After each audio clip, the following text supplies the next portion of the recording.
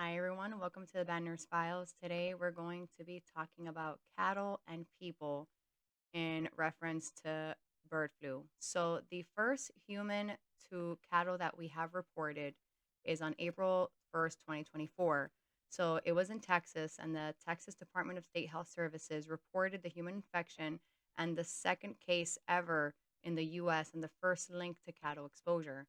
So, this case followed detection with the high pathogenic avian influenza, which is highly contagious and it's more fatal than the low pathogenic in dairy cows in the Texas Panhandle and in other states like like New Mexico and Kansas.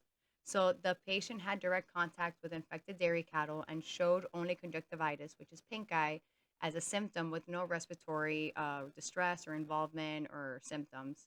They were treated with antivirals and they were advised to isolate. So the initial genetic testing from the CDC and the WHO found the virus had no adaptions, making it more transmissible to people. That's why they kept it as a low risk to the general public. So the milk supply remained safe at that time. Sick cow milk was destroyed or diverted. So now we're going to talk about another cattle case that there was in early 2025. So bird flu didn't just jump species again, it jumped into like silence basically. A Nevada dairy worker became the a second first confirmed US human case in infected cattle, but the CDC's quiet response raised more questions than answers. So the timeline for this was January 31st, 2025, Nevada confirms D1.1 H5N1 in dairy cows. So the D1.1 is the genome, which we have not seen. So February 10th, 2025, a dairy worker in Churchill County becomes the first or the second confirmed human case linked to infected cows. So February 26th, the CDC quietly includes a Nevada case in its monthly update, calling the risk low. So the response has been minimal, truly. So the patient also developed conjunctivitis, like that pink eye, after direct cattle exposure, no severe symptoms or hospitalization, and they did recover. But what's buried is the genetic detail.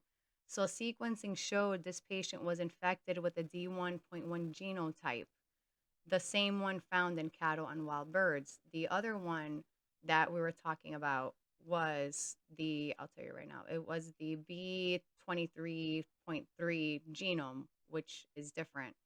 So, so it contains PB2-D701N mutation.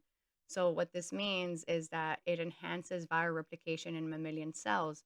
This is a red flag for human adaptation.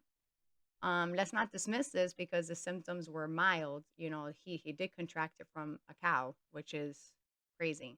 So why? Because this mutation profile is serious. The virus came from a cow, not a bird, and it's first or second confirmed mammal to human case in the U.S.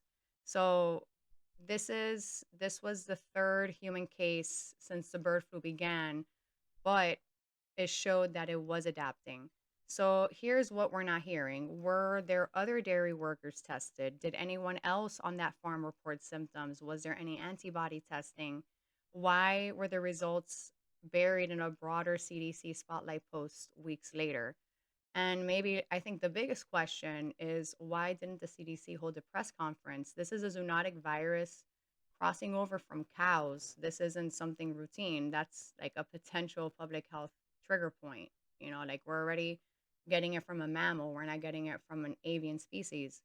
So virologists are starting to worry publicly. The D1.1 strain shows that it caused severe disease in Canada. This was from a boy that was hospitalized and they were on ECMO. ECMO is a machine that actually cleans your blood out. So I'm surprised that he survived because they say that when you're on ECMO, it's very hard to go back. This strain also killed the person in Louisiana. This was the 65-year-old woman that had comorbidities and she got it from her backyard poultry. So now we have this infected dairy worker as well. So it carries mutations that suggest it's trying to get comfortable in mammals. And if that happens, we may not see a warning wave. We'll just start seeing cases. So this isn't to fearmonger or to scare anybody. This is what happens when surveillance is downplayed, and now even more that we don't have any surveillance. So we don't know if they're asymptomatic infections in dairy workers. We know that there are in veterinarians because an article came out in February 2025 talking about three asymptomatic veterinarians that tested positive for H5N1 antibodies. So cows are quietly spreading H5N1 among themselves through self nursing and cross nursing. So cows now they're saying that carry the virus in their mouth and they're transferring it to their teats, which is not good either because it's getting in the milk and they're passing it to other cows. So the virus is changing faster than testing can catch, you know? So if D1.1 spreads cow to cow, and cow to human, how long is it before it's human to human? Which I suspect has already happened, but we haven't really seen it. So we do deserve answers. We deserve transparent data from the Nevada dairy farms, full sequencing, testing results, like expanding testing to agriculture workers, and just real time public health alerts and no buried reports, which I don't know if we're going to have that ever because now with the cuts and everything. So So I feel like this case is being slowly erased from public memory before we even understand what we're dealing with. So if you think this matters, subscribe, stay sharp, keep asking questions. This is the Bad Nurse File, and we follow the infections even when the headlines stop. So all to stay in the know.